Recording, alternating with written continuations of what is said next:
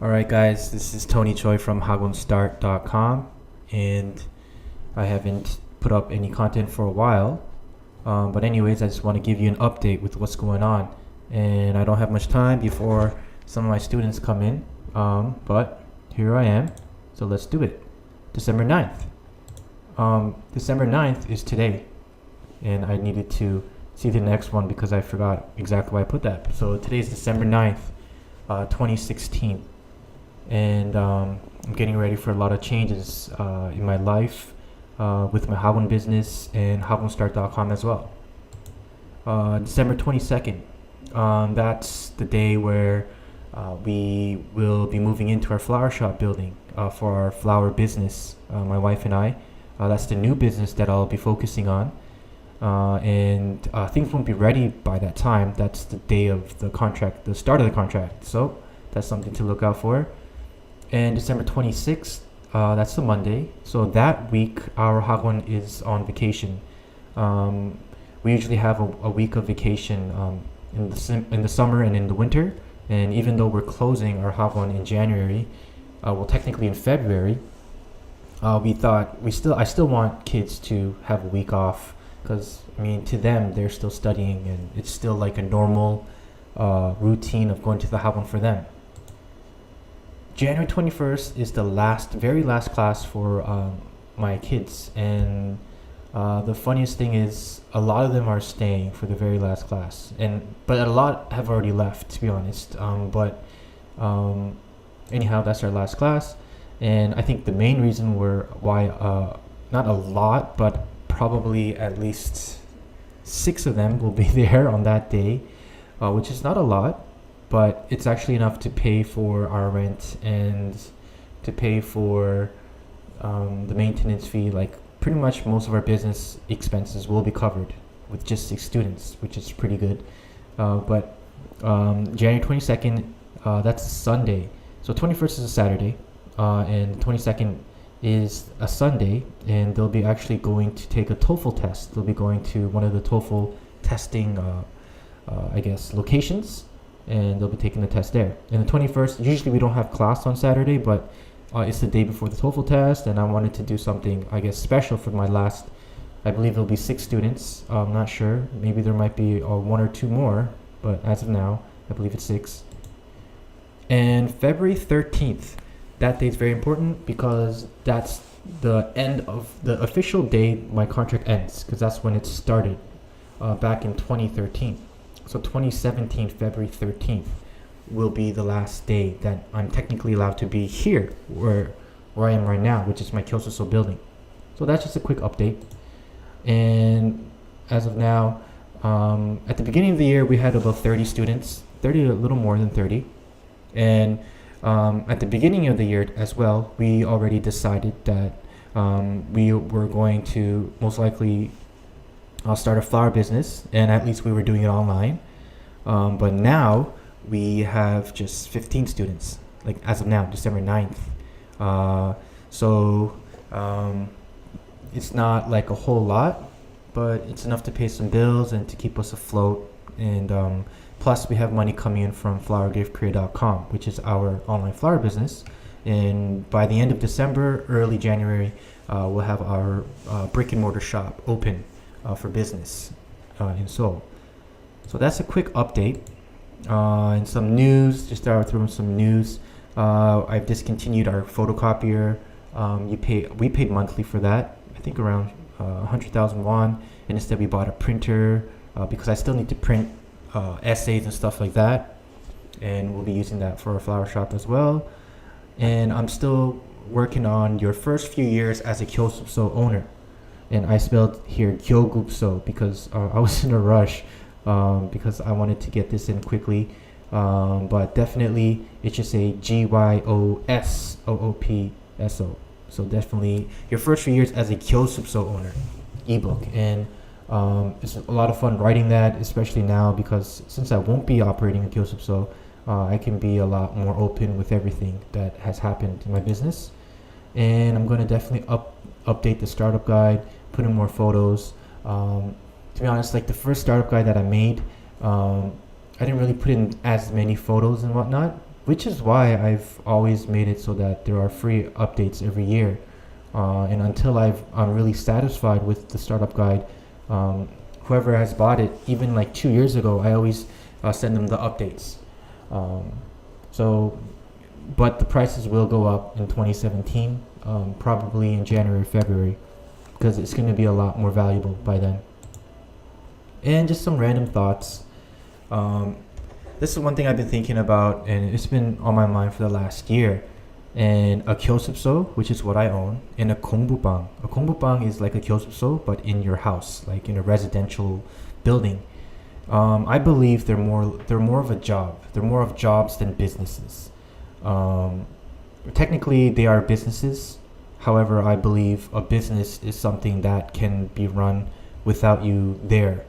I guess it's like a small business, but I guess when I think of a business, it's something that has people working there, and if the owner chooses, they can, choose to not be there, and it could still run.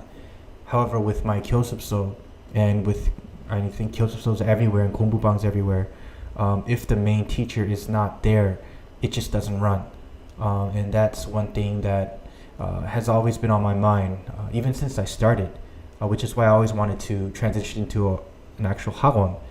However, the biggest thing that has been stopping me is the amount of capital investment I have to make, the amount of money that I have to put up front for a hagwon. I have other ideas now, and I will make a hagwon one day. However, right now I'm going to focus on my flower business, because I believe, when you're selling something, and not selling a service for your time, it's a lot easier to scale. Of course, it's hard to sell things, right? It's not easy, but I mean, I can always hire people to make flowers, right? However, when you are teaching, especially if you're a small like business like what I was kyosupso, parents expect you. They think of you as a product, not like, for instance, if I compare it to the flower is the product, right? The flower is, oh, okay, this looks good, boom, I'm happy.